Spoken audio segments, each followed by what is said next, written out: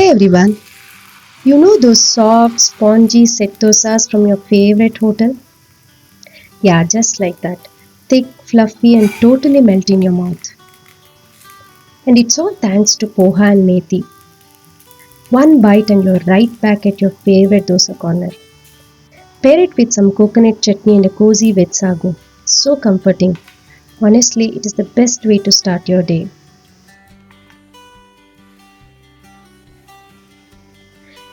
You know what I love? These dosas stay soft and fluffy for hours. Just perfect to pack for your kids' lunchbox. No stress and they come back happy.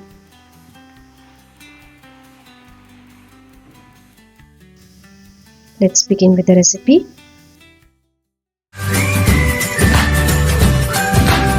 You're watching Magic Hands. Start with 2 cups of dosa rice. Give it a good rinse until the water runs clear. Yes, rinse it really well. Add in 2 tablespoons of methi seeds and 1 cup of poha. Now if you are using the really thin poha, just add a bit more. It helps balance everything out. Soak the rice in water and poha in a little curd. Let them sit and relax for few hours. Even your ingredients deserves a break, right?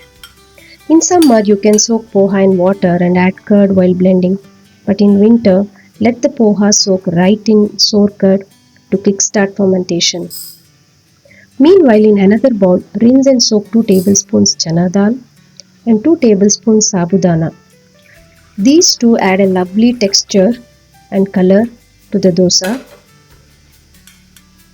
Let everything soak for at least 4 hours. Give them time to soften and fluff up nicely. Once soaked, everything looks nice and plump. Time to get blending. Add just enough water to blend everything smoothly. We don't want the batter too runny.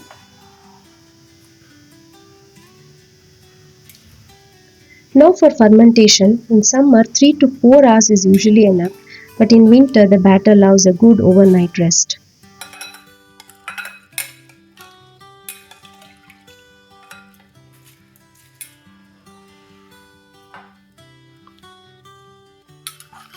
Then goes the chana and sabudana. They look puffed up and perfectly soaked.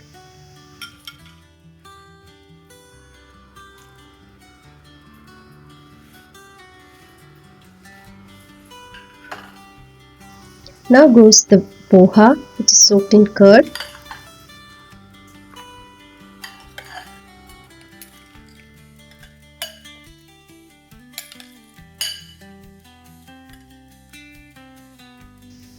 Blend it into a smooth paste.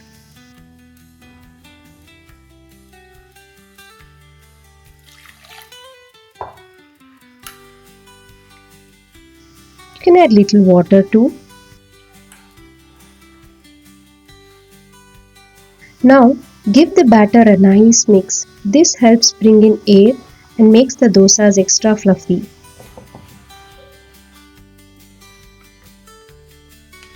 Rest it for at least 5 to 6 hours. After 5 to 6 hours, the batter looks airy and beautifully fluffed up.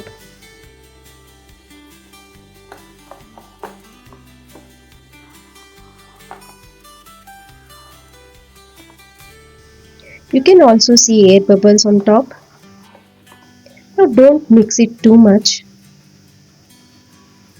Add salt as per the taste. And no, I'm not adding Eno or soda here. The curd does all the magic. Just one little mix.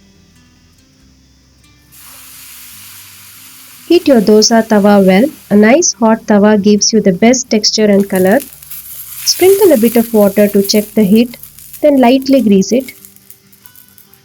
Now pour a ladle of batter onto the tawa. Don't spread it, just keep it thick like a classic set dosa. Soon you will see bubbles forming on top.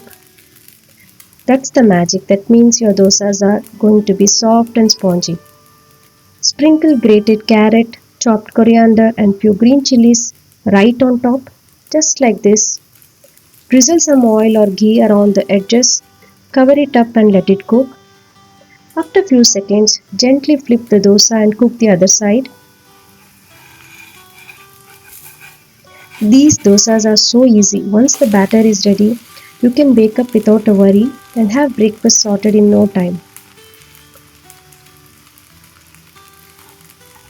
And there you go, super soft, spongy set dosas, just the way you love them.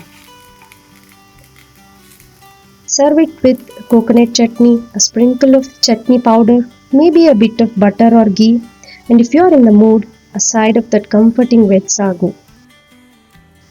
Honestly, the best combo. You can also check out the vegetable sagu recipe on the channel. I'll be posting the link in the description box below. Try this super spongy dosa today and tell me with what you've paired it with. Until my next recipe, keep joy in your heart and magic in your hands. Thanks so much for watching. See you soon.